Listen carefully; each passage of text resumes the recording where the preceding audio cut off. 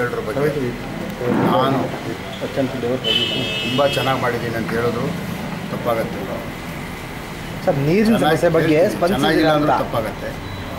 ನೀವು ಇದೇ ರೀತಿ ನನ್ನನ್ನು ಹೆಂಗೆ ಪ್ರಶ್ನೆ ಮಾಡ್ತಾ ಇದ್ದೀರಾ? ನಮ್ಮ ವಾರ್ಡಲ್ಲಿ ಪ್ರತಿಯೊಂದು ಮನೆಗೂ ಹೋಗಿ ನೀವು ಪ್ರಶ್ನೆ ಮಾಡಿ ಸರ್. ಅವ್ರು ಏನು ತೀರ್ಮಾನ ಕೊಡ್ತಾರೋ ಅದೇ ಅಂತಿಮ ತೀರ್ಮಾನ. ನಾವೇನು ಹೇಳಿದ್ರು ತಪ್ಪಾಗುತ್ತೆ. ಅವ್ರ ತೀರ್ಮಾನ ಸರ್. ಕ್ಷೇತ್ರದ ಬಗ್ಗೆ ಈಗಾಗಲೇ ಶುರು ಮಾಡಿದ್ದೀನಿ. ಭಾಳ ದೊಡ್ಡ ಕ್ಷೇತ್ರ ಇದೆ. ಒಂದೇ ಒಂದು ವಾರ್ಡು, ನಮ್ಮದು ವಾರ್ಡ್ ಬಂದು 0.75 ಸ್ಕ್ವೇರ್ ಕಿಲೋಮೀಟರ್. ಬರೀ ಒಂದು ರಾಜರಾಜೇಶ್ವರಿ ವಾರ್ಡ್ ಬಂದುಬಿಟ್ಟು 12 ಸ್ಕ್ವೇರ್ ಕಿಲೋಮೀಟರ್.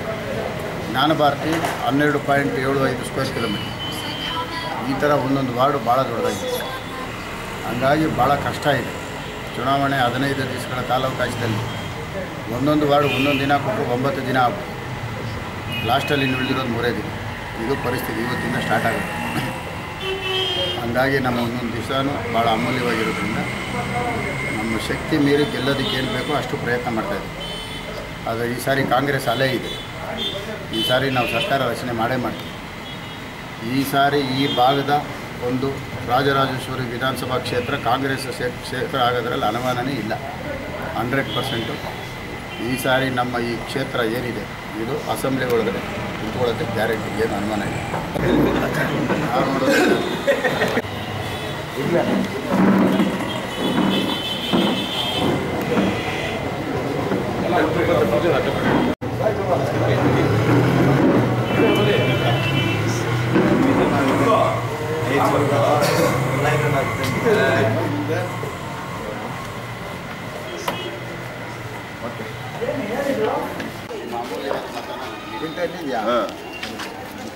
ಗಣೇಶ ಗ್ರೌಂಡ್ ಹತ್ರ ಕಾಂಗ್ರೆಸ್ ಗಣೇಶ ಗ್ರೌಂಡ್ ಮುಂದೆ ಬಂದರು.